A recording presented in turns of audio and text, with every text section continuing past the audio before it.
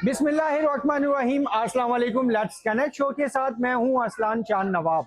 जहां दुनिया भर में आईटी सेक्टर के जरिए से मईशत की बेहतरी के लिए काम किया जा रहा है, वहीं पर आईटी सेक्टर और दीगर जरिए से स्कैम करके लोगों की जमा पूंजियां लूटी जा रही हैं। इस मौजू पर बात करने के लिए आज हमारे साथ मेहमान मौजूद हैं। दुआ जुबैर, जो कि पाकिस्तान तहरीक इंसाफ की सीनियर लीडर हैं। अस्सलाम वालेकुम।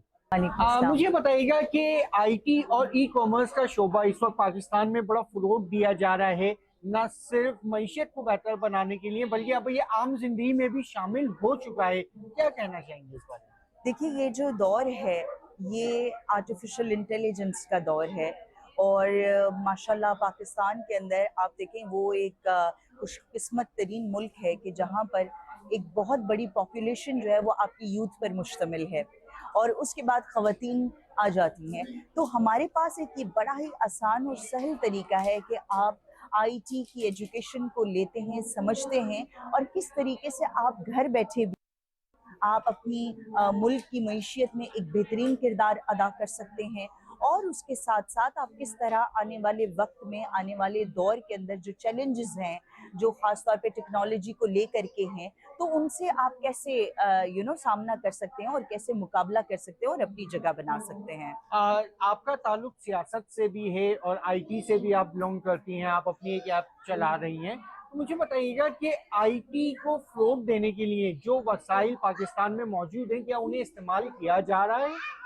देखिए, पिछले जो हमारी हुकूमत थी, जब पाकिस्तान तहरीक इंसाफ की हुकूमत थी, तो प्रेसिडेंट ऑफ पाकिस्तान आरिफ अलवी साहब खास तौर पे आर्टिफिशियल इंटेलिजेंस पे बहुत ज़बरदस्त काम कर रहे थे।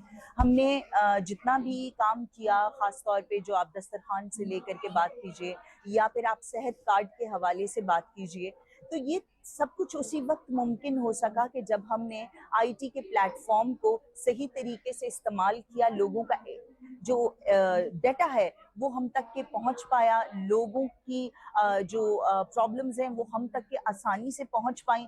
ना खत लिखने की ज़रूरत थी, ना ईमेल करने की ज़रूरत थी, बल्कि आप अपने मोबाइल से किस तरीके से हुकूमत के साथ कनेक्ट हो गए। और ख़ास तौर पे हमने कोविड का जो इतना बड़ा वक्त काटा है, गुजारा है, तो ये इस टेक्नोलॉजी ही की मरहून मिन्नत था कि पाकिस्तान ने बहुत अच्छे तरीके से इस मुश्किल वक्त को, पेंडेमिक को काटा है। तो हमारे पास जो अभी मौजूदा हुकूमत है वो दुनिया से 20-30 साल पीछे चल रही है। वो इस चीज़ को समझती नहीं है कि अब के दौर के अंदर टेक्नोलॉजी का वो क्या किरदार है मुल्क की बेहतरी के लिए, मुल्क की तरक्की के लिए, और आप कितने बेहतर कम पैसों के अंदर आप किस तरीके से मुल्क की मईशियत को बेहतर कर सकते हैं। अगर इस चीज़ की उनको अंडरस्टैंडिंग आ जाए तो मैं नहीं समझती कि जो हम आईएमएफ के और जो हम कर्जों के बोझ तले इस वक्त दबे हुए हैं वो हम इसी तरह से दबे चले जाएंगे। अगर कि वो इस आईटी के प्लेटफॉर्म को और हमारी यूथ को सही इस्तेमाल करते हैं और उनकी डायरेक्शन जो है, क्योंकि हम लैक ऑफ डायरेक्शन की वजह से इन तमाम मसाइल का शिकार हैं, तो मेरे ख्याल से हुकूमत पाकिस्तान को इस पे तवज्जो देने की ज़रूरत है। जहां पर इस वक्त जरूरत बन चुका है आईटी और ई कॉमर्स का शोबा, न सिर्फ मईशियत के लिए, कारोबारी जिंदगी के अलावा भी अगर हम बात करें घरेलू जिंदगी में भी आईटी को बहुत ज्यादा इस्तेमाल किया जा रहा है। वहीं पे दूसरी जानिब इसे मकरू धंधा बना के लोगों को जालसाजी और दीगर जराए से लूटा जा रहा है। तो ये जो इदारे बने हैं, ये इदारे क्या काम कर रहे हैं? अगर ये इदारे सही सिम्त पे काम कर रहे हैं तो फिर लोगों को जालसाजी के जरिए क्यों अपनी जमा पूंजी से महरूम किया जा रहा है?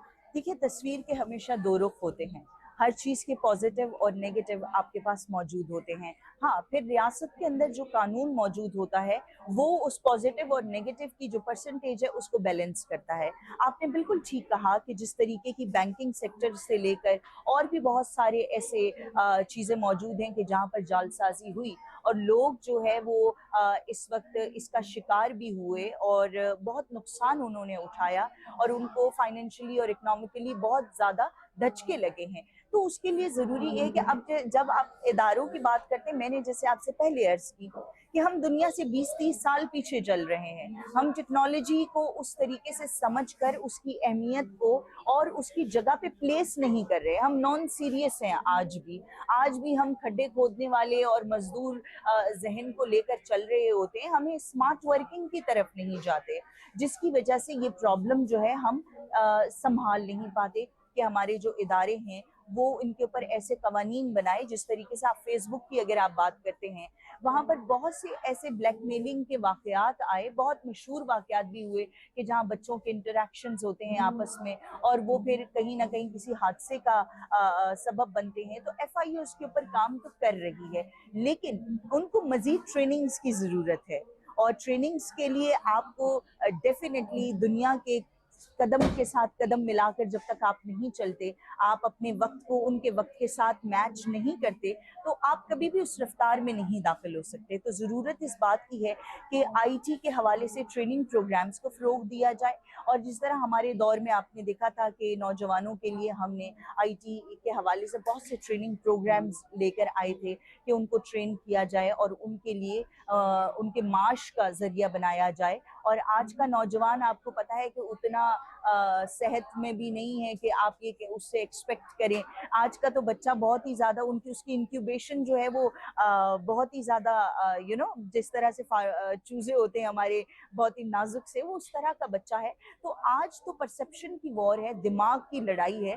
तो उसके लिए ज़रूरी है कि हमें उन तमाम चीज़ों से लेस किया जाए ताकि हम इन तमाम चीज़ों को फेस भी करें और मैनेज भी करें। वर्ल्ड वार को एक आईटी के जरिए भी ये भी एक हिस्सा है, तो उस बारे में क्या कहेंगी? और जिस तरह से इस वक्त पाकिस्तान के अंदर किसी शो का नाम लेके लोगों से उनकी जमा पूंजी को बटोरा जा रहा है, तो ऐसे लोग क्यों गिरफ्तार नहीं होते? क्यों वो आजाद घूम रहे हैं और लोगों की जमा पूंजियां लूट रहे हैं? कभी सबा मोबाइल वाली, कभी इनामात की शो आपका लाखों का, ऐसे लोगों की गिरफ्तारी क्यों मुमकिन नहीं हो पा रही? देखिए, ये जो दौर है ये 5th जनरेशन वॉर है। यहाँ पर जो जंग के तौर तरीके बदल गए हैं।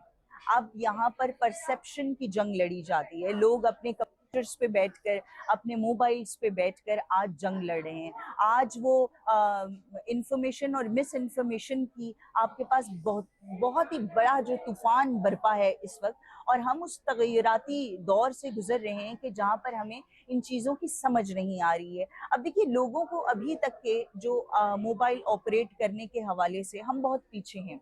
और देखिए, हमारा जो 75% जो इलाका है या आबादी है वो गांव देहातों पर मुश्तमिल है। तो आप जब तक के एजुकेशन के निज़ाम को बेहतर नहीं करते, आप लोगों को बताते नहीं है पढ़ना लिखना, उनको जब तक आप समझाएंगे नहीं, सिखाएंगे नहीं, तो इस क्राइम को रोकने के लिए वो मासूम लोग तो उसका शिकार हो जाते हैं। अब वो यही समझते हैं कि सबा जो है वाकई परेशानी में है और सबा की फौरन मदद की जाए, जिसमें मर्द हजरात सबसे आगे रहते हैं, पेश रहते हैं। तो क्योंकि खवातीन का आलमी दिन भी आने वाला है, तो सबा जो है बड़ा रॉक करती रही है माशाल्लाह। और वो पता फिर बाद में ये चला कि सबा भी जो है वो सबा नहीं थी, वो फीमेल भी नहीं थी।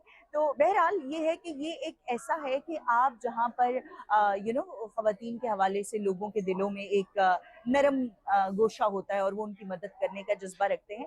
तो कहने की बात ये है कि 5th जनरेशन वॉर का जहाँ पर सिलसिला चल रहा है कि अब देखिए, असले से जंग नहीं होगी, हकीकत ये नॉन किनेटिकल टाइम है कि जहां पर बगैर असले के जंग लड़ी जा रही है। आप अपने ड्राइंग रूम में अपने काउच पे, सोफा पे बैठकर आप इमरान खान को डिफेंड कर रहे हैं। आप जो है अपने जो भी आपके फेवरेट लीडर हैं, आप उनकी बातें कर रहे हैं, लोगों को बता रहे हैं, जवाब पे जवाब आ रहा है, ट्विटर पे लड़ाई चल रही है, फेसबुक पे पंगा चल रहा है, यूट्यूब पे इतने तज्जिया निगार आ गए हैं कि समझ में नहीं आता कि इनको रोका कैसे जाए, थामा कैसे जाए। तो डेफिनेटली जब कोई चीज़ की शुरुआत होती है तो इस तरह के हादसात और वाकयात का आपको सामना करना पड़ता है। और रियासतों के अंदर जो इदारे होते हैं वो इसीलिए बनाए जाते हैं कि वो मॉनिटरिंग के एस्पेक्ट को देखते हुए अपने कवानीन मुरतब करे। नया दौर है, नई लड़ाई है, तो नया कानून भी होगा, राइट। और हमारे जो असेंबली में बैठे हुए हमारे जो मेंबरान्स हैं, हमारे जो मेंबर्स हैं, ये उनके सर पे जिम्मेदारी है कि वो इस वक्त दुनिया के जो रफ्तार है उसके साथ मिलकर चलने के लिए वो किस तरह से अपने असेंबली फ्लोर का इस्तेमाल करते हैं। जैसे जैसे दौर तब्दील हो रहा है, कारोबार का स्टाइल भी तब्दील हो रहा है, तो A&I ग्रुप ऑफ कंपनीज ने दुनिया से कदम ब कदम मिलाने के लिए पाकिस्तान में IT हब ये कमर्शियल फ्लोर मुतारिफ कराया है। इस हवाले से आपने जितनी मालूमात हासिल की, क्या कहना चाहेंगे? देखिए, मैं तो बहुत ज़्यादा अप्रिशिएट करूँगी कि इस वक्त इस अंधेरे में एक उजाला बनने की कोशिश कर रहे हैं और जहाँ पर हम सारा दिन हमारे बच्चे बैठ के जो है ना फेसबुक पे और मोबाइल पे ये ढूंढ रहे होते हैं कि कैसे घर बैठ के कमाया जाए, इस तरह की जितनी भी वीडियोस हैं वो आज बहुत कुछ कमा रहे हैं, जो आपको सिखाने की कोशिश कर रहे हैं कि जी आप घर बैठे कैसे कमा सकते हैं, कैसे काम किया जा सकता है। स्कैम भी है इसमें, बहुत कुछ है, लेकिन दिस इज कि इसको बहुत ज़्यादा अप्रिशिएट करती हूँ मैं कि आपने यहाँ पर लोगों को फिजिकली भी आए, देखें, समझें और उनको ये भी खदशा नहीं होगा कि इस मोबाइल के उस पार कोई है, सबा है या कोई हमीद साहब बैठे हुए हैं। तो यहाँ पे आपके जो लोगों के साथ मुलाकातें हैं और वो एक कॉन्फिडेंस लेवल उनका बनेगा, आप जब इस तरह की मुख्तलिफ ट्रेनिंग्स का हिस्सा बनते हैं। और जिस तरह से यहाँ पर इन्होंने एक मैं इसको कहती हूँ कि इस दौर के अंदर इस पे इन्वेस्टमेंट करना इनके लिए बहुत ज़्यादा खराज तहसीन है। क्या इन्होंने इतनी बड़ी इन्वेस्टमेंट की है और लोगों को एक मुस्तकबिल की रोशनी के साथ साथ एक कॉन्फिडेंस दे रहे हैं कि ये हक और सच है, ये आने वाला वक्त है और इसकी ज़रूरत है। ये सब जी नाज़रीन, IT सेक्टर जहां लोगों की ज़रूरत का हिस्सा बन चुका है और IT सेक्टर न सिर्फ मईशत के अंदर बल्कि अपनी घरेलू ज़िंदगी में भी बहुत ज़्यादा अहम किरदार अदा करता है, लेकिन ज़रूरी है कि किसी भी शोबे को बेहतरीन ज़रिए से और बेहतरीन चीज़ों के लिए इस्तेमाल किया जाए तो हमेशा फ़ायदेमंद रहेगी। प्रोग्राम का वक्त मुख्तसर होने के बाइस मुझे इजाज़त दीजिएगा। आइंदा हफ्ते फिर मुलाकात होगी नए मेहमान के साथ। जब तक के लिए अल्लाह निगहबान। Assalamu alaikum everyone, this is me your host Nusrat Mughal here from the platform of Let's Connect powered by A&I Group of Companies। कुछ ऐसे स्पेसिफिक टॉपिक्स होते हैं जिन पे बात करने के लिए ऐसी पर्सनालिटीज को शो में बुलाना बहुत जरूरी होता है जो उन टॉपिक के बारे में वाकई जो जेन्युइन इन्फॉर्मेशन है वो आप तमाम लोगों को फराहम कर सकें। आज भी कुछ स्पेसिफिक सवाल हैं मेरे पास और उन सवालों पर बात करने के लिए आज हमारे शो की जीनत बने हैं A&I ग्रुप ऑफ कंपनीज के डायरेक्टर मोहम्मद अदनान साहब, जिन्होंने अपने बिजी स्केड्यूल में से टाइम निकाला है हमारे लेट्स कनेक्ट के शो के लिए। तो आइए उन्हें वेलकम करते हैं और उनसे पूछते हैं कुछ इन्फॉर्मेटिव सवाल। अस्सलाम वालेकुम अदनान सर। वालेकुम अस्सलाम। सबसे पहले thank you so very much कि आपने हमें टाइम दिया, क्योंकि काफी बिजी शेड्यूल चल रहा होता है, लेकिन कुछ इंपॉर्टेंट बातें थी, कुछ इंपॉर्टेंट सवाल थे जिसके लिए आज हमने आपको अपने शो में दावत दी है। सबसे पहले तो ये बताएं कि आजकल क्या मसरूफियात चल रही हैं? आजकल कनेक्ट कमर्शियल हब और कनेक्ट 2.0 के ऊपर जो एक्टिविटीज़ चल रही हैं, जो ई कॉमर्स के ऊपर A&I ग्रुप काम कर रहा है, तो आज मसरूफियत सारी उसी के ऊपर है। इस फ्लोर के ऊपर कुछ न्यू स्टार्टअप्स के लिए काम कर रहे हैं, कुछ हम यूट्यूबर्स के साथ मिलके कोई नया इनिशिएटिव लिया है, कुछ हमने उस पर काम कर रहे हैं। उसके अलावा IT मिनिस्ट्री के साथ हमारी एक कैंपेन ड्राइव चल रही है जिसपे हम इस बिल्डिंग को एक IT पार्क बनाने जा रहे हैं, तो वो उस पर कुछ काम चल रहा है। तो बिजी है काफ़ी चीज़ों में और अच्छी चीज़ों पे बिजी है।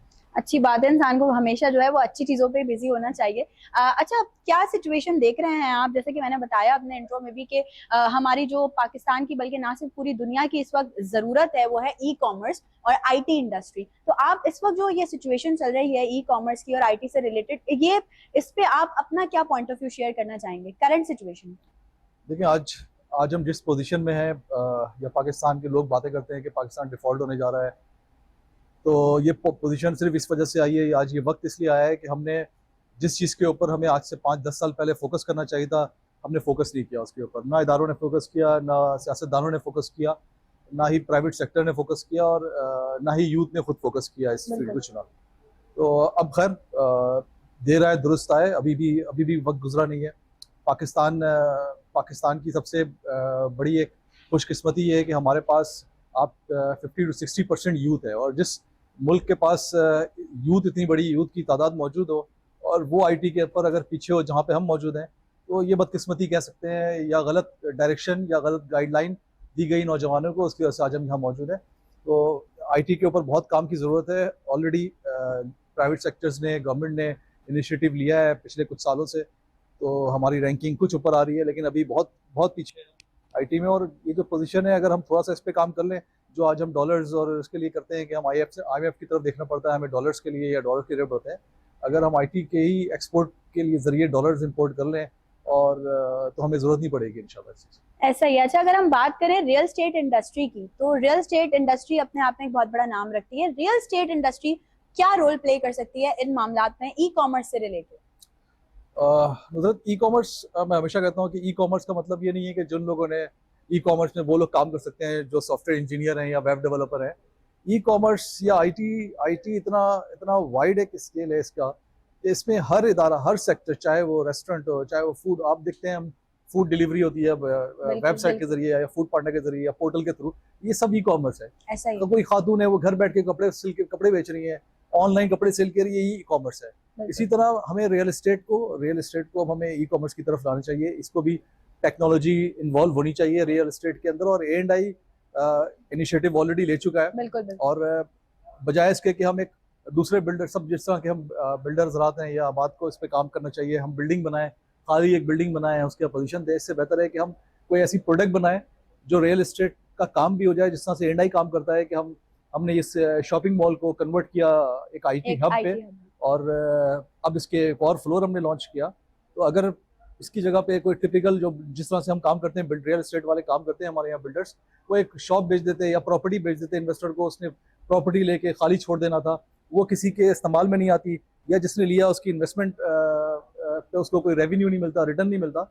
उसके बरक्स इस बिल्डिंग की अगर मिसाल ली जाए, ये RJ मॉल जो कि शॉपिंग मॉल था, इसको हमने कन्वर्ट किया है, क्योंकि शॉपिंग मॉल कम बनाना है बिल्डरों ने, हमें बनाना है IT हब बनाने हैं, हमें ऐसे ऑफिसेज बनाने हैं, हमें ऐसे यूथ के लिए कोई ऐसे स्टार्टअप बनाने हैं जहाँ पर यूथ बैठ के कोई प्रोडक्टिव काम कर सके, बजाय इसके कि शॉपिंग मॉल और गेमिंग एरियाज और इस तरह की चीज़ें बनाए जहाँ पे और मजीद टाइम ज़ाया और पैसे ज़ाया हो। तो इंकरेज करें। पाकिस्तान की इस वक्त ज़रूरत ये है कि पाकिस्तान में शॉपिंग मॉल ख़त्म होने चाहिए और शॉपिंग मॉल की जगह पे ई कॉमर्स और IT हब बनने चाहिए।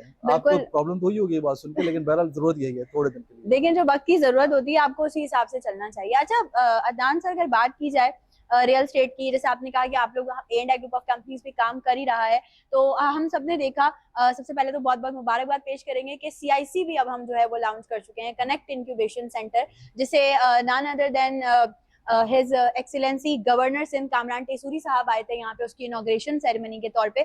मुझे ये बताइए कि कनेक्ट इंक्यूबेशन सेंटर को लॉन्च करने का क्या मकसद है A&I का?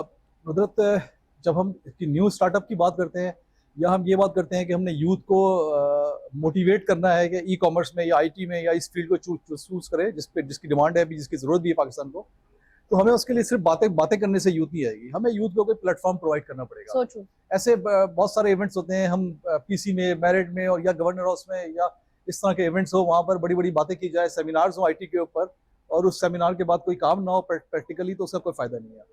हमने ये जो CAC कनेक्ट इंक्यूबेशन सेंटर जो क्रिएट किया है, इसका मकसद ये है कि जो ये बातें हो रही हैं, जो एक A&I पिछले कोई 6-7 हफ्तों से हम एक सेमिनार्स और एक ड्राइव लॉन्च कर, कैंपेन ड्राइव की लॉन्च की हुई है हमने, कि हम स्टार्टअप्स को एक प्लेटफॉर्म प्रोवाइड करने जा रहे हैं। तो उसके लिए इंक्यूबेशन सेंटर ये बेसिक चीज़ है। बिल्कुल। इंक्यूबेशन सेंटर में जब कोई नया बच्चा आता है तो उसको ना सिर्फ एक स्पेस मिलता है बगैर किसी इन्वेस्टमेंट के, साथ साथ उसको मेंटरशिप मिलती है, वहाँ पर एक्सपर्ट बैठे होते हैं, वो बताते हैं उसको कि क्या कौन सी चीज़ चूज़ करनी चाहिए, उसकी एक्सपर्टीज़ के लिहाज से, उसकी स्किल्स है उसके हिसाब से हम उसको गाइडलाइन दी जाती है वहाँ पर कि आपको किस प्लेटफॉर्म पे काम करना है, किस चीज़ के ऊपर काम करना है। और इसके साथ साथ इंक्यूबेशन सेंटर में आपको फाइनेंशियल सपोर्ट भी मिलती है। अगर आप कोई बच्चा है, उसके पास कोई अच्छा प्लान है, कोई अच्छा स्टार्टअप लेके आया है, कोई प्लान लेके आया है, तो उसको पीछे इन्वेस्टर जो है सपोर्ट करते हैं, फाइनेंशियली सपोर्ट करते हैं। इन्वेस्टर्स के लिए भी अच्छी अपॉर्चुनिटी है।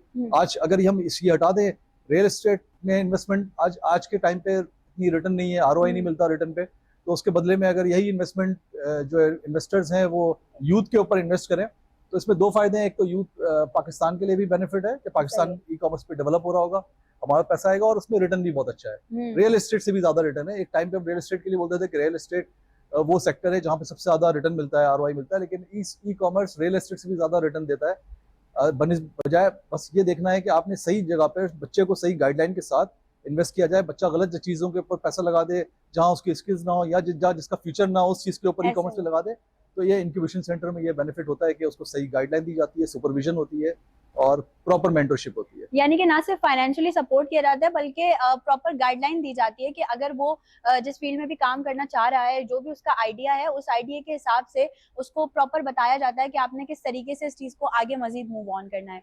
अच्छा, जब बात करी जाए किसी भी अथॉरिटी की, क्योंकि आज आप हमारे साथ हैं तो हम चाहेंगे कुछ स्पेसिफिक क्वेश्चंस भी आपसे किए जाएं। जब अथॉरिटी की बात की जाए तो जैसे हम देखते हैं कि जैसे हमारे मीडिया है उसके लिए एक पैमरा की एक रेगुलेटरी बनी हुई है, क्या रियल एस्टेट के लिए भी ऐसा कुछ है? अगर है तो क्यों हम सबके सामने नहीं है, और अगर नहीं है तो क्या होना चाहिए? बदकिस्मती है पाकिस्तान की है कि जहाँ सबसे ज़्यादा पैसा रोल होता है उसी सेक्टर में कोई रेगुलेटरी अथॉरिटी नहीं है हमारे यहाँ। और जिस तरह से अपना पाकिस्तान टेली कम्युनिकेशन अथॉरिटी है, जिस तरह से पैमरा है, इसी तरह से इंटरनेशनल एक बॉडी है, वो उसको कहते हैं रीरा कहते हैं, मतलब रियल एस्टेट रेगुलेटरी अथॉरिटी। हमारे यहाँ पाकिस्तान में एग्जिस्ट नहीं करती। पाकिस्तान में बहुत मरतबा कोशिश की गई कि रीरा इम्प्लीमेंट किया जाए, लेकिन लोग करने नहीं देते या उसकी सपोर्ट नहीं करते, चूँकि रीरा के बाद जो जिस तरह से हमारे यहाँ बिल्डर्स रात काम करते हैं वो चीज़ें ख़त्म हो जाएंगी। अगर हम दुबई की बात करें, दुबई में जब कोई बिल्डर कोई प्रोजेक्ट लॉन्च करता है तो पहले दिन हमारे यहाँ पाकिस्तान में क्या होता है, जब आप कोई प्रोजेक्ट लॉन्च करते हैं, एक कोई एंड यूज़र आता है, उसने अपनी जमा पूंजी लगाता है, वो पैसे देता है, बुकिंग कराता है, उसके बाद 5 साल तक किसने भरता है, वो किसने पूरी करने के बाद पता चलता है प्रोजेक्ट डिले हो गया, उसके पैसे वैसे ही फंसे होते हैं, कहीं उसको आरओआई नहीं मिलता, रिफंड करने जाता है तो 20% पैसे कट के मिलते हैं। बिल्डर पैसा एक प्रोजेक्ट से शुरू करके 3 प्रोजेक्ट खड़े कर देता है उसी पैसे से। तो जब जहाँ पे रीरा होता है उधर ये चीज़ें नहीं कर सकता बिल्डर। उसमें होता क्या है, बिल्डर के पास पैसे उतने मिलते हैं, ये सारी इंस्टॉलमेंट गवर्नमेंट के पास जाती है। गवर्नमेंट पैसे इशू करती है बिल्डर को, जितना उसने कंस्ट्रक्शन करनी है उसका सारा प्रॉफिट मिलता है तब जब वो प्रोजेक्ट डिलीवर होता है। तो जब बिल्डर को ये पता, हमें ये पता हो कि हमारा सारा प्रॉफिट मिलना है, जितनी जल्दी हम डिलीवर करेंगे तो 2 साल में प्रोजेक्ट डिलीवर जाते हैं दुबई के अंदर। अगर 2 साल से डिलीवर जाता है पेनल्टी लग जाती है उसके ऊपर, बिल्डर के ऊपर। तो हमारे यहाँ ये नहीं है, इंटरनेशनली है रियल एस्टेट रेगुलेशन अथॉरिटी, और रीरा की ज़रूरत है हमारे यहाँ। जब तक रीरा नहीं आएगा, जब तक इसी तरह से जो आवाम है उसके पैसे बिल्डर, जो हर बिल्डर तो नहीं, बहुत सारे बहुत अच्छे बिल्डर्स हैं जिन्होंने बड़ी बड़ी बिल्डिंगें और बहुत अच्छे अच्छे प्रोजेक्ट्स डिलीवर किए हैं कराची में, जो आबाद के प्लेटफॉर्म के जरिए। लेकिन उसके अलावा भी हमारे यहाँ बदकिस्मती है कि हमारे यहाँ हर कोई जो स्टेट एजेंट है वो भी बिल्डर बन जाता है अपने आप को। कोई 120 का प्लॉट लेके उस पर 4 फ्लोर डाल देता है। तो ये सारे सिस्टम खत्म होंगे जब रीरा इम्प्लीमेंट होगा। अनफॉर्चुनेटली हमारे यहाँ अभी रीरा नहीं है। ठीक है, तो ये रीरा जो है ये इम्प्लीमेंट होना चाहिए और जल्द होना चाहिए। रीरा का बिल एक टाइम पे से 3 साल पहले कौमी असम्बली में बिल अप्रूव भी हो गया, लेकिन जब सिंध असम्बली तक आया तो आपको पता है सिंध असम्बली में सिर्फ मतलब के बिल पास होता है, सिंध असम्बली से पास नहीं हुआ बिल। ओके, सो ये भाई जो लोग देख रहे हैं, हमारी बड़ी रिक्वेस्ट है कि जब एक इतनी बड़ी इंडस्ट्री है ऑलरेडी रियल एस्टेट, जिसपे लाखों की तादाद में लोग काम कर रहे हैं, तो ये रीरा भी जो है वो बहुत जल्द इम्प्लीमेंट होना चाहिए ताकि इसके लिए भी एक अथॉरिटी हो जिसके बैनर के नीचे रियल एस्टेट कंपनी अपने काम को बासानी कर सके। अच्छा, जरा अगर हम कनेक्ट 2.0 की बात करते हैं तो हम चाहेंगे कि जो लोग हमें देख रहे हैं उन्हें कनेक्ट 2.0 के बारे में थोड़ा सा आप बताएं कि इस प्रोजेक्ट को लॉन्च करने का क्या मकसद था एंडाई ग्रुप ऑफ कंपनीज का, क्योंकि एक ह्यूज सक्सेस मिली है कनेक्ट कमर्शियल हब को, उसके बाद हमने कनेक्ट 2.0 की तरफ मूव ऑन किया है, तो क्या मकसद था?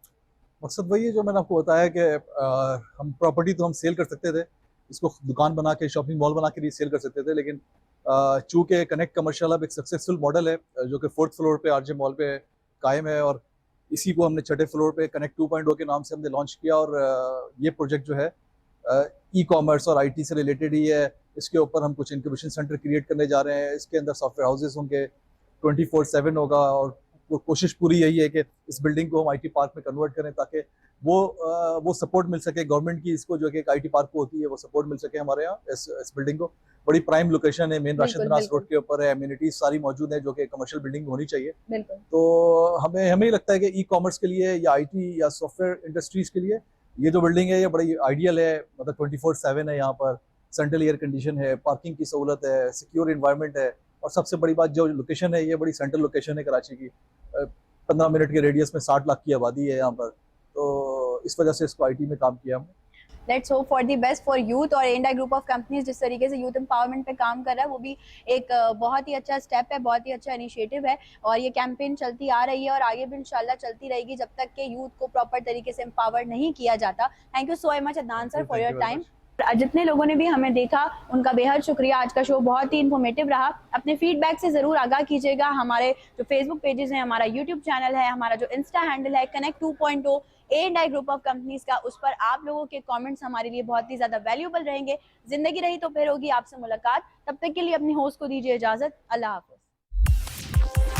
अस्सलाम वालेकुम everyone, this is Maryam Kausar और इस हफ्ते हम फिर हाजिर हैं let's connect powered by A&I group of companies के साथ। और जैसे कि हम हर मर्तबा आपको मिलवाते हैं एक ऐसी शख्सियत से जो न सिर्फ अपने आप में मुकम्मल है बल्कि साथ ही साथ बिजनेस में भी बहुत एक्सेल कर रहे हैं, आगे बढ़े हैं। और आज ऐसा ही एक नाम मेरे साथ मौजूद है, बल्कि मैं समझती हूँ कि वो सबके लिए बहुत बड़ी इंस्पिरेशन है। बहरिया टाउन कराची एक बड़ा नाम आप तमाम लोग जानते हैं, बिल्डर हैं और साथ ही साथ मार्केटिंग भी ड्रीम नेक्स्ट सलाम स्टेट से हमारे साथ मौजूद हैं सैफुल्लाह साहब। जानेंगे उनसे थोड़ा प्रॉपर्टी और उसी के साथ साथ टूरिज्म की भी इंसाइट। अस्सलाम वालेकुम सैफुल्लाह साहब, कैसे हैं आप? वालेकुम सलाम, अल्हम्दुलिल्लाह, आप सुनाएं? अल्हम्दुलिल्लाह बिल्कुल ठीक ठाक। सर माशाल्लाह, आपके बारे में तो वैसे पाकिस्तान सारा जानता है, लेकिन मैं आपसे बस एक चीज जरूर पूछना चाहूंगी कि आपका ये प्रॉपर्टी में सफर कैसा रहा? क्योंकि बहुत कम लोग होते हैं जो बहुत शॉर्ट टाइम पे कामयाब होते हैं। आप शॉर्ट टाइम में न सिर्फ कामयाब हुए बल्कि अब तो पाकिस्तान से बाहर भी अपना बिजनेस फैला रहे हैं। तो जानना चाहूंगी कि आपकी क्या जर्नी रही? जी, first of all thank you so much. देखिए, कोई भी बिजनेस है या कोई भी आपका जिसे कहते हैं किसी भी विजन पे चलते हैं तो उसमें एक तो आपका जो कंसिस्टेंसी है वो बड़ी मैटर करती है, बिल्कुल। और सेकंड ये कि आपका जो टारगेट है, जो आपका विजन है, वो जितना क्लियर हो आप उतना पेस से ग्रो करते हैं। ऐसे ही तो अल्हम्दुलिल्लाह हमारा जो बेसिक जो ये कॉन्सेप्ट है, इस पे हम लोग बहुत कमिटेड भी हैं, कन्विंस्ड भी हैं। तो उस वजह से हम समझते हैं कि बहुत सारा मार्जिन है, ना सिर्फ प्रॉपर्टी और रियल एस्टेट की फील्ड में बल्कि हर फील्ड में ऐसे मार्जिन है। ऐसे प्रॉपर्टी और रियल एस्टेट की फील्ड में अगर कोई आगे बढ़ना चाहता है तो बेसिक उसके लिए क्या हो सकती है कि वो उस बेसिक से काम करे, अपनी फाउंडेशन बनाए और आगे बढ़े? अच्छा, इसमें ना चूंकि रियल एस्टेट की फील्ड में होता ही है कि ये ऐसी एक फील्ड है जिसे हम कहते हैं कि इसमें कोई बेसिक गवर्नमेंट की तरफ से कोई एक तो पजीराई नहीं मिलती, कोई ऐसे ही। बेसिक क्वालिफिकेशन नहीं है, बिल्कुल कोई एक खास किस्म की ट्रेनिंग या सर्टिफिकेशन नहीं है कि जिसके बाद बंदा उस तरह से गुजर के रियल एस्टेट की फील्ड में है। तो इस फुकदान की वजह से यहाँ पे जितने भी लोग आते हैं उसमें बहुत सारी वैरायटी होती है। उस वैरायटी की वजह से जो एक कॉर्पोरेट कल्चर जिसे कहते हैं या एक फॉर्मल सिस्टम कहते हैं, उसका फुकदान है। बिल्कुल ऐसे ही तो अगर आप फॉर्मली चलने में कामयाब हो जाते हैं, आप एक सिस्टम के तहत चलते हैं, आप अपनी जो ट्रांजैक्शन है उसको ट्रांसपेरेंट कर लेते हैं और एक अपने ऑफिस का एक कॉर्पोरेट कल्चर डेवलप कर लेते हैं, तो फिर आपके लिए जो है बहुत आसानी भी है। फिर वो लोग जो इस फील्ड में काम करना चाहते हैं, वो इन्वेस्टर हो, वो एंड यूजर हो, वो ट्रेडर हो, तो उनका इंटरेस्ट का लेवल बढ़ जाता है।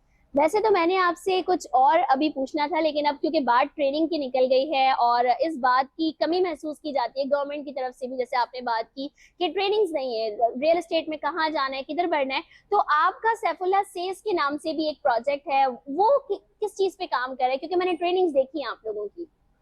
अच्छा, इसमें यह है कि हम जो इस सैफुल्लाह सेज के प्लेटफॉर्म से बेसिकली हमारा जो टारगेट है वो ये है कि रियल एस्टेट की फील्ड क्योंकि हम इसमें है तो इसमें अपॉर्चुनिटीज बहुत सारी है। तो लोग जो हैं, स्पेशली जो हमारे यूथ है, उसको बावर कराना, उनको ट्रेन करना और उनको इस साइड पे लेके आना कि भाई आपका जो टैलेंट है, अगर आप यहाँ आके इसको अप्लाई करें या यहाँ के प्रैक्टिस करें तो यहाँ पे मार्जिन बहुत है, यहाँ पे गैप बहुत है और आप बहुत ग्रो कर सकते हैं। अच्छा, उसकी एक वजह जो सबसे इम्पोर्टेंट है वो ये कि रियल एस्टेट में बड़े कन्वेंशनल स्टाइल, ट्रेडिशनल स्टाइल से काम होता था। अभी चूंकि ये चेंज आया, रेवोल्यूशन आया, तो उसके बाद सोशल मीडिया, उसके बाद आपका डिजिटलाइजेशन, इस पे बहुत काम हुआ। तो जो यूथ है वो इससे ज़्यादा फेमिलियर है। सोशल मीडिया के हवाले से बात करें, डिजिटलाइजेशन की बात करें, तो उसमें जब वो लोग यहाँ पे आए तो इस फील्ड को ना सिर्फ ग्रोथ मिली बल्कि इसमें जिद्दत मिली और उन लोगों ने बहुत एक्सेल किया। तो हमारा इस सैफुल्लाह सेज में यही इनविटेशन है यूथ को, उनको दावत है कि आप यहाँ पे अगर इस फील्ड में आते हैं तो इसमें जिसे कहते हैं पोटेंशियल बहुत है। बिल्कुल ऐसे ही। और डिजिटलाइजेशन की भी बात की तो सर आपको भी मैं बताती चलूँ कि A&I group of companies freelancers के लिए जो डिजिटल मीडियम्स पे काम कर रहे हैं, टेक्नोलॉजी के लिए यहाँ पे समिट्स ऑर्गेनाइज कर रहे हैं एवरी संडे, और उसमें स्टार्टअप्स भी आते हैं, अपने पिचेस देते हैं, बड़े जबरदस्त प्रोग्राम्स चल रहे हैं। आप हमारे यूट्यूब पेज पे और हमारे फेसबुक पेज पे भी जाके उसको देख सकते हैं। मजीद सर थोड़ी बात आगे करना चाहूंगी कि रियल एस्टेट इंडस्ट्री थोड़ी सी खुश जानी जाती है और ये समझा जाता है कि सिर्फ जमीन की बात हो रही है, लेकिन जमीन से जो मोहब्बत है वो पूरे पाकिस्तान से भी है। पाकिस्तान की टूरिज्म के बारे में आप क्या कहना चाहेंगे? आपको वहां भी बहुत ज्यादा देखा गया है, तो उस पर आपके क्या ख्यालात हैं? अच्छा, ये तो बड़ी मेरे इंटरेस्ट की बात की देखें, जो पाकिस्तान के अंदर एक पोटेंशियल है, हिडन पोटेंशियल है। लोगों को, बहुत सारे लोगों को इस चीज़ का अंदाज़ा नहीं है कि हम लोग दुनिया देखने बहर जाते हैं, लेकिन पाकिस्तान के अंदर इतनी खूबसूरती है। पाकिस्तान के ऐसे ऐसे एरियाज हैं जो अभी लोगों ने एक्सप्लोर नहीं किए। और दूसरी बात यह कि हम लोग पाकिस्तान का जो इमेज है मुख्तलिफ अंदाज से बाहर दिखा रहे होते हैं, तो हम ये इमेज क्यों ना दिखाएं कि पाकिस्तान में खूबसूरती कितनी है। ऐसे ही पाकिस्तान में वो एरिया जो जो लोगों ने एक्सप्लोर नहीं किए अभी तक, जो वहां तक पहुंच नहीं सके, वहां पे लोगों का एटीट्यूड कैसा है, हॉस्पिटैलिटी कैसी है, वो कितने वेलकमिंग है, वो कितने जिसे कहते हैं कि मेहमान नवाज है, वो कितने प्यार करने वाले हैं। हम दूसरा एरिया तो दिखाते हैं, ऐसे ही हाँ, कि आज सिटी में ये हुआ, आज रश ये हुआ, आज ट्रैफिक के ये मामला हुए, तो वो भी तो किसी ने दिखाना है। आप एक तो पाकिस्तान का सॉफ्ट इमेज दुनिया को दिखाते हैं, बिल्कुल एक ऐसे ही अच्छा फेस पाकिस्तान का दुनिया को दिखाते हैं। दूसरा, लोगों को इनवाइट करते बजाय इसके कि पाकिस्तानी यहाँ से जाएं, बाहर जाके खर्च करें, यहाँ से इतने रुपए लेके जाएं, वहाँ थोड़े से डॉलर लें और वो खर्च करें, तो क्यों ना डॉलर वाले यहाँ पे आए, डॉलर वाले वो यहाँ पर यहाँ हैं। एंजॉय भी करें, इस पाकिस्तान की खूबसूरती को भी देखें, और पाकिस्तान का इमेज जो बाज़-औक़ात कहीं गलत पोर्ट्रे होता है उसको आके देखें कि अल्टीमेटली वो चीजें नहीं है, यहाँ कुछ और भी है। यहाँ कुछ और भी है। और एक मजे की बात मैं यहाँ कोट करना चाहूंगी, टूरिज्म पे बात निकली अभी पिछले दिनों मेरा जाना हुआ था कुछ केपीके वगैरह की साइड पे, तो नेम नथिया गली अयूबिया यहाँ तक हम पहुंच गए। उसके बाद मेरे जहन में क्योंकि आया, मैंने यही सवाल पूछा उनसे भी जो मेरे साथ थे, मेरे टूर गाइड, क्या और जगह पूरा पाकिस्तान ही खूबसूरत है या सिर्फ यही एक खूबसूरत जगह है? तो उनका कहना था खूबसूरती हर जगह मौजूद है, लेकिन जाने की सहूलियात नहीं है। मशहूर वही जगह हो जाती है जहां तक की सहूलियात होती है। तो इस फोरम के तहत हम गवर्नमेंट या ऐसे लोग जो कि टूरिज्म पे भी काम कर रहे हैं, जैसे सैफुल्लाह साहब भी कर रहे हैं, मैं यही कहना चाहूंगी कि सहूलियात ज्यादा से ज्यादा करनी चाहिए ताकि रेवेन्यू हमारा पाकिस्तान में आ सके। ऐसे ही ये तो विश है हम सब की कि इंफ्रास्ट्रक्चर बेहतर से बेहतर हो, फैसिलिटीज बेहतर से बेहतर हो, तो वो होनी चाहिए। वो होनी चाहिए। लेकिन मैं आपको ये बताऊं कि अगर कहीं से खाना अच्छा मिलता हो ना, तो वहां पे भले सिटिंग एरिया अच्छा ना भी हो, लोग पहुंच जाते हैं। आप देखिए वो गली के कोने पे भी अगर लगा होगा तो लोग खड़े होकर भी खा लेते हैं। ऐसे ही आप खूबसूरती दिखा दे सही, खूबसूरती से मोहब्बत करने वाले लोग पहुंच जाएंगे, खुद ही पहुंच जाएंगे। केटू की पहाड़ी जो पाकिस्तान की है वो सेकंड नंबर पर आती है पूरी दुनिया में, लेकिन लोग माउंट एवरेस्ट तक पहुंच जाते हैं और केटू को किलर कहते हैं। क्यों? क्योंकि यहाँ सहूलियात नहीं है, और वहाँ जो ऊपर जो लोग चढ़ते हैं जाते हैं, तो गवर्नमेंट ने सहूलियात नहीं प्रोवाइड की ना कि वो दूसरी पहाड़ी पर भी आ सकें। और ममालिक में जा रहे होते, लेकिन केटू की पहाड़ी को इतनी ज्यादा पजीराई नहीं मिलती है क्योंकि गवर्नमेंट की जानिब से टूरिज्म में नहीं सहूलियात नहीं है। अच्छा, मैं यहाँ पे एक एडिशन कर दूं, ये जो केटू वाली बात है ना, वो ऊपर उसकी जो ट्रैक है या जो जो रास्ते हैं जहाँ से जाना होता है, वो शायद मुश्किल है, जिसकी वजह से किलर कहते हैं। सर लेकिन अगर सहूलियात मिल जाए गवर्नमेंट की तरफ से वहां पर, जैसे कि माउंट एवरेस्ट पे प्रोवाइड की गई हैं, तो आपको नहीं लगता कि वो भी एक अच्छे नाम से और लोग यहाँ भी आएंगे और टूरिज्म को फरोग मिलेगा? आपकी बात बिल्कुल सही है। हम लोग जितना उसको हाईलाइट करते हैं, जितना ईज करते हैं, जितना फैसिलिटेट करते हैं, उतना ज्यादा टूरिज्म प्रमोट होता है। आप क्लाइंबर्स को अगर फैसिलिटी देंगे तो वो उसको लेने के लिए आएंगे ना यहाँ पे। ऐसे ही है। सर एक चीज जो मैं आपसे जानना चाहूंगी, बड़ा इंपॉर्टेंट होता है जब स्पेशली ऐसे बिजनेसमैन हमारे साथ बैठे हों जो यूथ को सपोर्ट करते हैं, तो उनसे यूथ के बारे में भी बात करने में बड़ा मजा आता है। हमने देखा कि आप जहाँ भी होते हैं आप यूथ प्रमोशन की बात कर रहे होते हैं, साथ ही साथ आप यूथ बेस्ड ऑर्गेनाइजेशंस के पैटर्न्स भी हैं मुख्तलिफ जगहों पे। मैं ये जानना चाहूंगी कि बिजनेसमैन या बिजनेस जो एंटिटीज हैं वो यूथ को किस तरीके से अपॉर्चुनिटीज प्रोवाइड कर सकती हैं, या ये बिजनेस और यूथ का आपस में जो मर्जर है ये पाकिस्तान का फ्यूचर कितना एक्सप्लोर कर सकता है? ये बड़ी जबरदस्त एक डिबेट है। देखें, जो अभी फ्यूचर है वो यूथ का है। बिल्कुल। मैं फिर वही बात कि अभी जितनी स्पीड से चीज़ें चेंज हुई हैं, specially electronically, digitally, social media, तो अब जो इसमें सबसे ज़्यादा एक्टिव हैं या जिनकी आईटी को देखें, जिनकी सबसे ज़्यादा ग्रेप है वो यूथ की है। बिल्कुल। तो एक तो बात यह है कि अब फ्यूचर यूथ का ही है, और दूसरा ये कि अब जो यूथ है वो बहुत ज़्यादा, जिसे कहते हैं, फास्ट भी है, बहुत ज़्यादा टेक्निकली भी साउंड है, और वो जिसे कहते हैं इस नए दौर के अकॉर्डिंग एडजस्टेबल भी हैं। जो थोड़े से 10 साल पुराने लोग हैं, हम जैसे लोग हैं 20 साल पुराने, तो उनका इस नई जिद्दात और इस चीज़ को उस तरह अडप्टेशन नहीं मिलती, उससे अडॉप्ट नहीं कर पाते। एक तो ये बात है कि अब चूंकि टेक्नोलॉजी जितनी चेंज हुई है, फास्टली चेंज हुई है, तो अभी दौर यूथ का है। दूसरी बात है कि जो पोटेंशियल यूथ में होता है या जो है वो दूसरे किसी में नहीं हो सकता। बिल्कुल। और सबसे बड़ी बात यह है कि जो गैप ये है कि उस यूथ को ट्रेन करना और उस यूथ को उस प्लेटफॉर्म पे लेके आना। मैं आपको मजेदार बात बताता हूँ, जब हम कभी जॉब करवाते हैं, कोई इंट्रोड्यूस कराते हैं कि ये वैकेंसी है, उसको पब्लिश करते हैं, तो सीवी नहीं आ पाते। अच्छा। और किसी यूथ से पूछें, वो कहते हैं मार्केट में जॉब ही नहीं है। हाँ। हालांकि ये दोनों प्लेटफॉर्म अपनी अपनी जगह पर ठीक करें। मैं आपको इस चीज का यकीन दिलाता हूँ कि कोई एक पोटेंशियल वाला बंदा किसी भी ऑर्गेनाइजेशन में पहुंच जाए और अपने आप को प्रूव कर दे, उस ऑर्गेनाइजेशन के पास वैकेंसी हो या ना हो, वो उसको रिटेन जरूर करने करते की हैं। पूरी बिल्कुल कोशिश ऐसे ही है। बिल्कुल। अच्छा टैलेंट है, पोटेंशियल है, लेकिन ये जो गैप है, ये बहुत बड़ा गैप है। इसकी वजह से ऑर्गेनाइजेशन को वो पोटेंशियल नहीं मिलता और एक पोटेंशियल को काम करने का प्लेटफॉर्म नहीं मिलता। तो हमारा बेसिकली जो इस वक्त जिसके ऊपर हम एफर्ट कर रहे हैं, एक तो उस पोटेंशियल को बताना कि आपके पास पोटेंशियल है, आप हीरा हैं, और दूसरा ऑर्गेनाइजेशन को उसके साथ रिलेशन बिल्ड करना ताकि वो आए उस प्लेटफॉर्म पे आपने जोहर दिखाए। सर माशाल्लाह, स्पेशली आपसे बात करके एक बात तो मैं कहूंगी कि आप जैसे लोग पाकिस्तान के लिए एक बड़ा असासा हैं, जो न सिर्फ अपने बिजनेसेस पे काम करें बल्कि साथ ही साथ इस जमीन की खूबसूरती यानी टूरिज्म और उसी के साथ नौजवानों पे भी काम करें। आपके ख्यालात जान के बहुत अच्छा लगा और यकीनन आप सबको भी आज का प्रोग्राम देख के मजा आया होगा। और हमारी भी कोशिश यही होती है कि आपके साथ डाइवर्सिफाइड बात की जाए, क्योंकि स्पेसिफिक टॉपिक्स पे बात करने में मजा तो आता है लेकिन और मजीद जानने का मौका नहीं मिलता, तो मिलवाते रहते हैं आपको मजीद लोगों से। और आज जो बातें हुई हैं उसके बारे में आपका क्या ख्याल है, कमेंट सेक्शन में हमें बताइएगा। मिलते हैं आपसे अगले प्रोग्राम में। Let's connect with A&I group. में सबसे पहले बताइए। जी, एक्चुअली मेरा नाम शैला इमरान है and I am the CEO of notebook private limited. ये एक ऑर्गेनाइजेशन, हमारी ट्रेनिंग ऑर्गेनाइजेशन है जो ट्रेनिंग्स प्रोवाइड करती है डेटा साइंस के अंदर और माइक्रोसॉफ्ट पावर BI के अंदर। Not only IT trainings but also हम फोर्थ रेवोल्यूशनरी ट्रेनिंग्स प्रोवाइड कर रहे हैं, जो skill based trainings that actually empower the students, professionals, women, men, everybody. So I think ये चीज हमने हमारा जो ऑर्गेनाइजेशन है that's located at the Forum Clifton, and वहाँ पे आप जरूर आए and you can see all of it over there and we have got the best of trainers as well. जी मैडम, आप क्या कहना चाहेंगे? आज आप कनेक्ट कमर्शियल हब में मौजूद हैं और connect commercial hub A&I group की ऐसी हसीन पेशकश है कि आज IT सेक्टर के हवाले से ये एक हब बन चुका है। IT सेक्टर, सॉफ्टवेयर हाउसेज और ई-कॉमर्स के हवाले से इसका नाम जो है वो सर फहरिस्त है।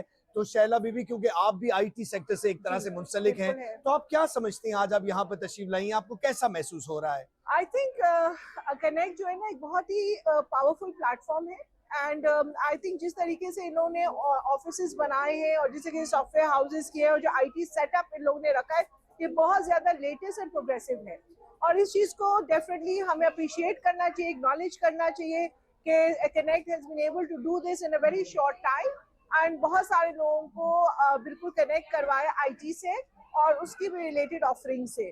तो ये बहुत ज्यादा हमारे लिए बूस्ट इसलिए बिकॉज आजकल नॉट ओनली फिजिकल वर्क चल रहा होता है लेकिन रिमोट वर्क चल रहा होता है, हर किस्म से एम्पावरमेंट मिल रही होती है। Not only I think women के लिए भी it's a beautiful, very safe and secure place. यहाँ पर ये आराम से आ भी सकते हैं लोग, एक्सेसिबल भी है और किसी टाइप पे आके लोग यहाँ पे वर्कआउट भी कर सकते हैं और अपने आप को स्किल भी कर सकते हैं और अपनी एम्प्लॉयमेंट भी ढूंढ सकते हैं यहाँ पर। मैडम, आप क्या कहना चाहेंगी? कनेक्ट 2.0 हमारा नेक्स्ट लेवल है जिसको कनेक्ट कमर्शियल हब अब A&I ग्रुप और RJ ग्रुप इसको नेक्स्ट लेवल पे लेकर जा रहा है और कनेक्ट 2.0 की सॉफ्ट लॉन्चिंग अल्हम्दुलिल्लाह 1 जनवरी को की गई है और कनेक्ट 2.0 के हवाले से इंक्यूबेशन सेंटर बनाया जा रहा है, पाकिस्तान का सबसे बड़ा इंक्यूबेशन सेंटर। जैसे कि हमारे हसन बेग साहब ने कहा, जो हसन बेग फाउंडेशन चलाते हैं और वो भी अब हमारा हिस्सा बन चुके हैं और वो यहाँ पर कनेक्ट समिट जो है उसे मुनक्किद कर चुके हैं और आज टेक्नोलॉजी समिट भी हो रहा है और लेडी एम्पावरमेंट के हवाले से भी यहाँ पर जो है वो समिट आपके लिए पेश किया जा रहा है। तो आप क्या समझती हैं इंक्यूबेशन सेंटर्स के हवाले से क्या कहना चाहेंगी? I think again incubation centre बहुत ज़्यादा ज़रूरी है कि ये हो, बिकॉज डेफिनेटली हमारे जो यूथ है उनको जगह चाहिए, उनको वो चीज़ें चाहिए जहाँ पर उनको मेंटरशिप मिले, नेटवर्किंग मिले, उनके लिए अपॉर्चुनिटीज खोलनी चाहिए, बिकॉज हमारे माशाल्लाह यूथ बहुत ज़्यादा कॉम्पिटेंट है, टैलेंटेड है, और उनको ये सब चीज़ें मिलेंगी तो they will be able to grow, और वो माशाल्लाह बहुत ज़्यादा इस चीज़ में फ्लरिश भी करेंगे, बिकॉज हमारे यूथ के अंदर बहुत ऐसी पोटेंशियल है। और आई थिंक कनेक्ट और कनेक्ट 2.2 जो ये लोग लॉन्च करना चाह रहे हैं, ये उनका पोटेंशियल को अनलीश करेंगे और they can go very far with this. I think एक उनकी not only learning opportunities open करेंगे बट अर्निंग अपॉर्चुनिटीज भी ओपन करेंगे, बिकॉज डेफिनेटली डिजिटल एज है, everything is going in that direction, and I think it's a best idea. ये division लेके चल रहे हैं, ये बहुत अच्छा है। मैडम, आप क्या समझती हैं कि ये जो हमारा लेट्स कनेक्ट है, इसमें हम लोग ये भी बातें करते हैं कि आप जो है प्रॉपर्टी पर किस तरह से भरोसा कर सकते हैं और प्रॉपर्टी आपको कितना बेहतर से बेहतर जो है वो प्रॉफिट दे सकती हैं। इन योर ओपिनियन आप क्या समझती हैं, क्योंकि A&I ग्रुप का बड़ा गहरा ताल्लुक रियल स्टेट से रहा है और रियल स्टेट में A&I ग्रुप ने बहुत कामयाबी हासिल की, वहां पर नाम पैदा किया और बेहतरीन प्रोजेक्ट्स आप लोगों के लिए पेश किए हैं। वो हमारे दोस्त अहबाब, फैमिलीज जो प्रॉपर्टी में इन्वेस्टमेंट करना चाहती है, आपकी क्या एडवाइस होगी उनको? आई थिंक सबसे पहले तो बात ये है कि जो जिस तरीके से हमारी इकोनॉमी है, I think real estate is very safe investment as well, because इस पे आपको रिटर्न ऑफ इन्वेस्टमेंट बहुत अच्छा मिलता है। एंड डेफिनेटली अगर A&I group of companies offering this kind of services, कि वो रियल एस्टेट एक ट्रस्टवर्दी नाम है इस फील्ड के अंदर, तो I think they should go for it. Madam, आप क्या कहना चाहेंगी अगर वुमेन एम्पावरमेंट की बात हो और वहां पर जैसे A&I ग्रुप ने आज यहाँ पर फ्री स्टॉल्स हमारी खवातीन को दिए हैं लगाने के लिए, और इसके अलावा यहाँ पर कनेक्ट समिट हो रही है और उस कनेक्ट समिट में भी बहुत बड़ी तादाद में खवातीन आई हैं, वो खवातीन जो घर बैठी अपना वक्त जाया कर रही हैं, आप उनको क्या मैसेज या पैगाम देना चाहेंगी? सबसे पहले तो मैं ये पैगाम देना चाहूँगी कि हर एक के अंदर अपना कोई ना कोई स्किल होता है, तो आई थिंक वुमेन को उसको आइडेंटिफाई करना बहुत जरूरी है कि मेरे अंदर क्या ऐसी खूबी है जो मैं जिस पे काम कर सकती हूँ और इससे मैं पैसे भी कमा सकती हूँ। तो आई थिंक ये चीज को आइडेंटिफाई करना और इसको प्रमोट करना बहुत ज्यादा जरूरी है। वो घर बैठे भी कर सकती है, आजकल तो बहुत सारे अरीनास घर बैठे भी उनको मिल सकते हैं ओपनिंग्स, लेकिन बेस्ट है कि women need to come in the forefront, उनको आना चाहिए और वर्कआउट करना चाहिए चीजों के ऊपर, अपने जो टैलेंट को है ना एक्सपोज करना चाहिए वर्ल्ड के ऊपर, because that is how they can grow, because not only will they be supportive, वो अपने फैमिली को भी बहुत अच्छा सपोर्ट दे सकती है। And in this day and as I think सबको काम करना चाहिए, सबको आगे बढ़ना चाहिए, and they should move together ahead as a family. अच्छा मैडम, आप मुझे बताइए कि IT सेक्टर, ई-कॉमर्स और सॉफ्टवेयर हाउसेस के हवाले से आपका क्या फीडबैक है? आप लोगों को क्या पैगाम देना चाहती हैं कि आजकल ये चीजें कितनी इंपॉर्टेंट हो गई हैं और क्यों हो गई हैं? देखिए, व्हाट आई वांट टू से इज कि राइट आफ्टर जो हमारा कोविड की सिचुएशन रही है, उसमें बहुत सारी चीजें हमें रियलाइज हुई है कि हम टेक्नोलॉजी के बगैर रह नहीं सकते। यू नो, जिस तरीके से एवरीथिंग गॉट शट डाउन और जिस तरीके से हम अपने घरों में भी बंद हो गए, उससे हमें ये रियलाइज हुआ कि हम किसी और तरीके से रीच आउट कर सकते हैं। And I think digital is the best way to reach out, because एक तो वो दिस बाउंडलेस, उसमें कोई बाउंड्रीज नहीं है, आप घर बैठे you can operate in the world, मतलब it opens up everything for you, पूरा ग्लोब आपके लिए ओपन हो जाता है। तो I think it is very important कि सबको ये चीजों के ऊपर आ जाना चाहिए, बिकॉज आजकल जो आपकी रिक्रूटमेंट भी चल रही है, जो आप हर सेक्टर में देख रहे हैं, till you are not IT empowered, या आपके पास वो IT स्किल्स नहीं है, या आपका टेक स्किल्स नहीं है, तो आई एम सॉरी टू से आपकी जो है ना रेज्यूमे में वो रिफ्लेक्ट नहीं होता, तो क्या होता है कि even hiring become very difficult, you know, you will not be able to land such good jobs. So I think it's important कि हमें आपको स्किल सेट्स भी करने चाहिए, साथ में अपनी एजुकेशन भी रखें, लेकिन अपना आपको स्किल भी करें, और ये बहुत specially in the field of IT। Very nice madam, बहुत अच्छा लगा आपसे बात करना। अब एक बस आखिरी एक लफ्ज में आप बताइए कि why someone should have an office at connect commercial hub and connect 2.0, उसकी क्या रीजन हो? I think one of the major advantage जो एक comparative edge जो I think Connect 2.0 देता है कि सबसे बड़ा कि ये सिटी के बिल्कुल सेंटर में है and accessible है, and साथ में I think a lot of traffic that can come away very easily. Thank you madam, बहुत अच्छी आपने बात की।